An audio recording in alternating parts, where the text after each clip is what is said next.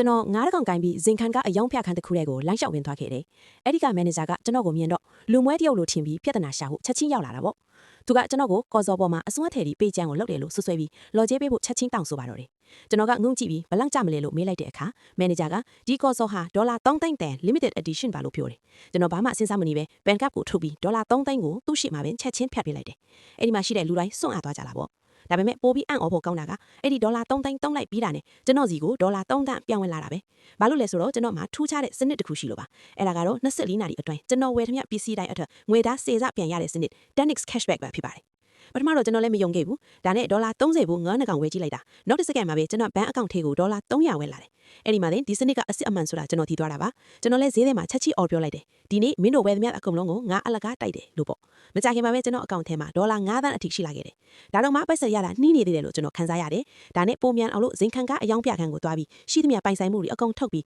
Ferrari ကားမော်ဒယ်တွေကိုအကောင်းဆုံး option တွေနဲ့ဝယ်ပစ်လိုက်တယ်။အဲ့ဒါကကျွန်တော်ကိုဒေါ်လာ8သန်းလောက်ကုန်ကျစေခဲ့တယ်။ဒါပေမဲ့ system ရဲ့ cashback ကြောင့်ကျွန်တော်အကောင့်ထဲကိုဒေါ်လာ180ချက်ချင်းဝင်လာပြန်ပါတယ်။ကျွန်တော်ဒီလောက်နဲ့မကျေနပ်သေးဘူး။ဇင်ခံကားတွေကိုစိတ်ကြိုက်ပုံစံတွေပါထပ်လွတ်ခိုင်းလိုက်တယ်။အဲ့ဒီအယောင်ပလာခိုင်းအနေကျွန်တော်ပြန်ထွက်လာတဲ့အချိန်မှာတော့ကျွန်တော်ဟာဘီလီယံနာတယောက်ဖွင့်နေပါပြီ။ဘန်မန်နေဂျာကကျွန်တော်တို့ VIP ဖောက်တဲ့ကြီးကိုလက်မလွတ်ချင်တာနဲ့အခုအလောက်ထောက်တချို့တောင်စီစဉ်ပေးခဲ့သေးတယ်။ဒါပေမဲ့ cashback ရမယ့်အချိန်ကကုန်တော့မှမလို့ကျွန်တော်တို့ကိုတွန်းဆုပ်နဲ့ပဲပြန်လွတ်လိုက်ရတယ်။သူတို့မျက်နှာပြက်နဲ့ထွက်သွားတာကိုကြည့်ရင်ကျွန်တော်ကောင်းထဲမှာတစ်ခုပဲစဉ်းစားနေမိတယ်။ဒီလောက်များပြားလာတဲ့နောက်ထပ်ငွေပုံအေးကိုငါဘလို့ကုန်အောင်300ပါမလဲ။ကျွန်တော်မှာပတ်စံတွေအများကြီးရှိလုံးလို့ဘလို့300မြန်ကိုမသိတော့ဘူးဟုတ်ပါတယ်အခုအချိန်မှာကျွန်တော်ဘဝကတကယ်ကိုခက်ခဲနေပါတယ်ဒီဗီဒီယိုလေးကိုသဘောကျတယ်ဆိုရင် like နဲ့ subscribe လုပ်ဖို့မမေ့နဲ့အောင်နော်